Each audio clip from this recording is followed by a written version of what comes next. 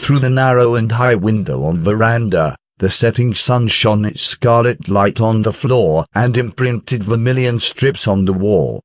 In the whole kingdom, there were only a few places left where one could still see sunsets, and Port of Clearwater was one of them. It was rumored that the months of demons in which heavy snows and storms prevailed had almost no influence on this place. Apart from the fact that Black Sail Fleet couldn't sail forth from the harbour, the whole city was as busy as usual. The lord of this harbour city, Garcia Wimbledon, was sitting at the table below the window and reading the letter in her hand attentively.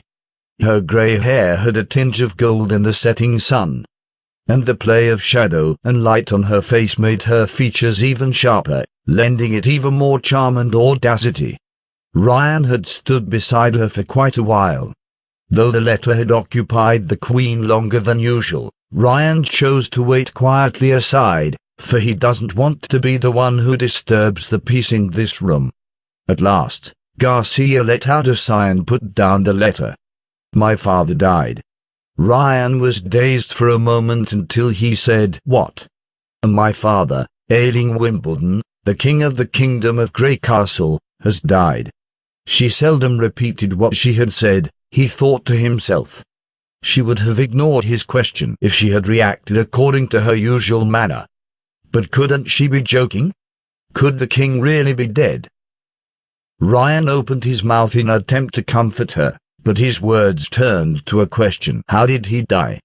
Fortunately, Garcia took no notice of all this psychological activity. She was Princess Garcia, Lord of the Port of Clearwater, the Supreme Commander of Black Sail Fleet, and cared for no one's comforting. The letter said, "It was my brother Gerald who killed the father and was later caught by the guards.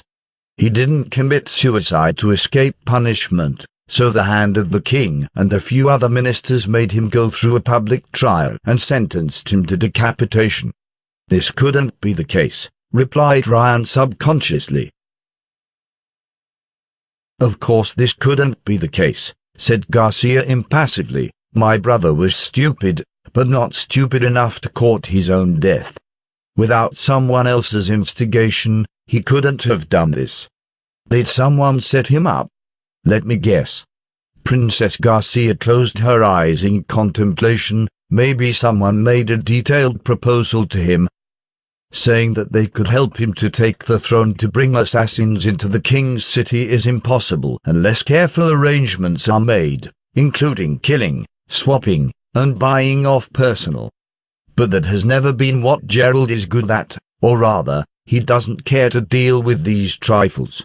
So it's not hard to conclude that the ones who made the arrangements had all his trust, yet betrayed him at the last moment." Ryan didn't reply, for all was just speculation. How things happened no longer mattered. It was the result that mattered the most. He believed that Princess Garcia was of the same opinion. As expected, Garcia opened her eyes and continued, "There were so many stupid men around my big brother, every one of them a muscular beast. No wonder they were all duped. It was only—" Her voice was then tinged with anger. "Timothy's ways were far too cruel." "Are you saying that it was Timothy Wimbledon who did this? Who knows Gerald better than he does? Who will benefit the most from this state of affairs?" Garcia said, knocking her fingers unconsciously on the table. "A blind man can see that. But he didn't have to do this, for he had been father's favorite." Ryan realized that Her Highness was upset. It was unusual for her to put on such an expression.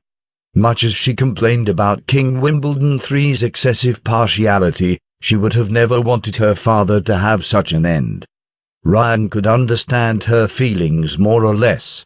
It was exactly how the younger generation felt towards the elder in a big family. The elders are like a mountain to cross, arousing respect, or loathing.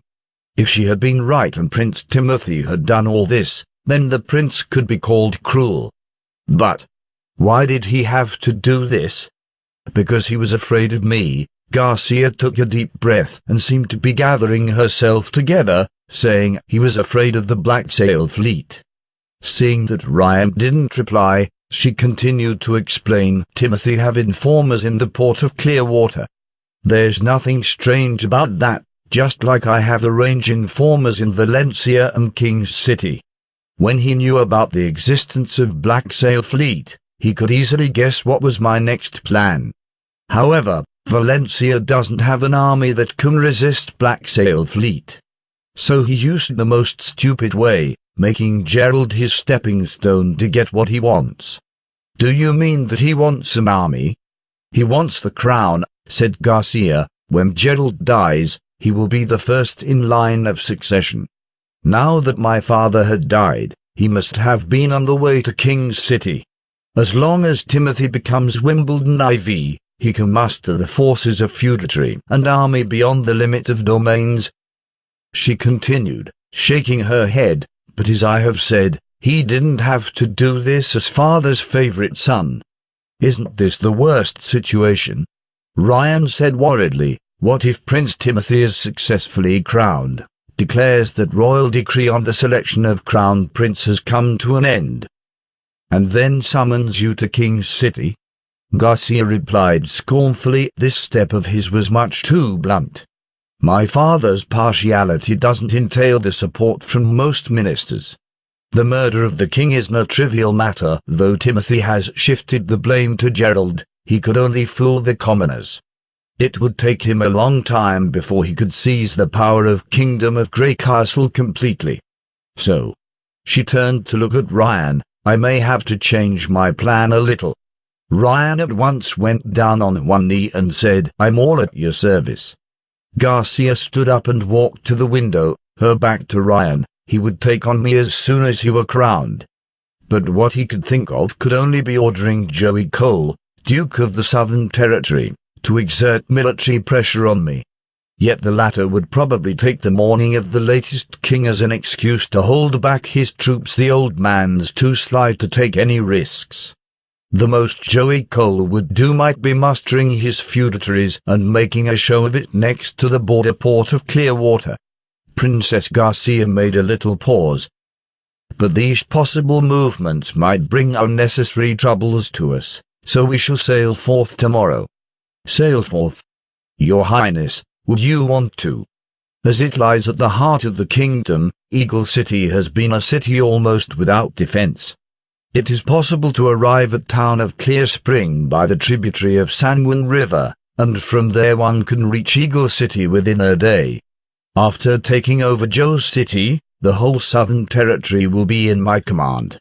There will be such an interesting time lag when he sits on the throne and wants to command Joey. He will find that the whole Southern Territory has been seized by him.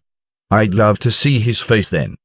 But as you have said, King Wimbledon III has just passed away. In this way, what then?